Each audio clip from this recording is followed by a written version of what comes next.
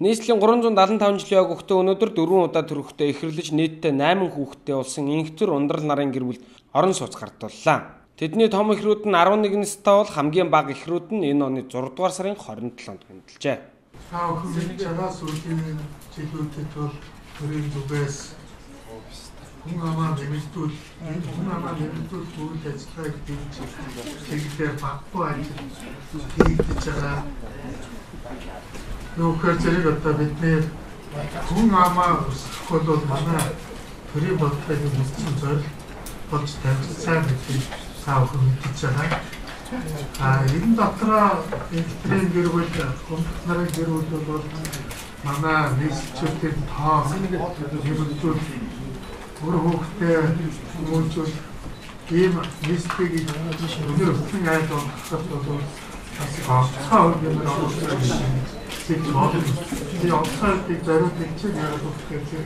Энэ бол байгальд зөөрөө тийм тохиолдолгүй онцгой үйл явдал.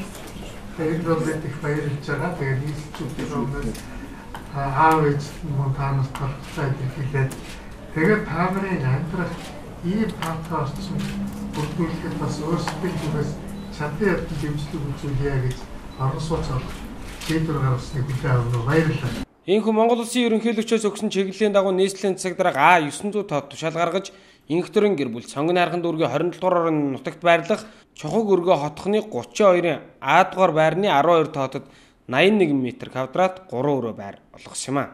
Маш их баяртай байна. Ингээд яг энэ орон сууцын маань бас бүтэх хамгийн эхлэлийн тавьж өгсөн Сүхбаатар дүүргийн 7 дугаар хорооны өндөр настан 94 настай Дорж Бадмагуутай маш их баяртай байна. За мөн энэ баярлж байна. За энэ нийслэлийн захирч албаны Батүл дарга, за мөн санаа тавьж биднээс бас холбогдож ирсэн ерөнхийлөгч, ерөнхий сайд ирсэн бүгдээрэнд нь маш их баярлалаа. Мөн Монголынхаа бүх нийт ард түмэндээ маш их баярлалаа. Та бүхнийхээ буйнаар бас манайх гэдэг айд үнэхээр орон сууцтай болоод өнөөдөр үнэхээр их баяртай байна.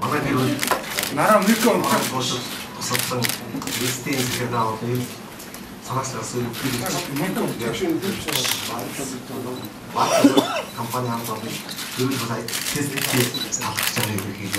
Инхтэр нь спортын төв ордонд ажилладаг бөгөөд эхнэр ундрах нь их хүүхдийн эрүүл мэндийн үндэсний төв совилогчаар ажилладаг байна. Тэд Сүхбаатар дүүргийн 11 дугаар хороонд аавынхаа хашаанд амьдардаг байжээ.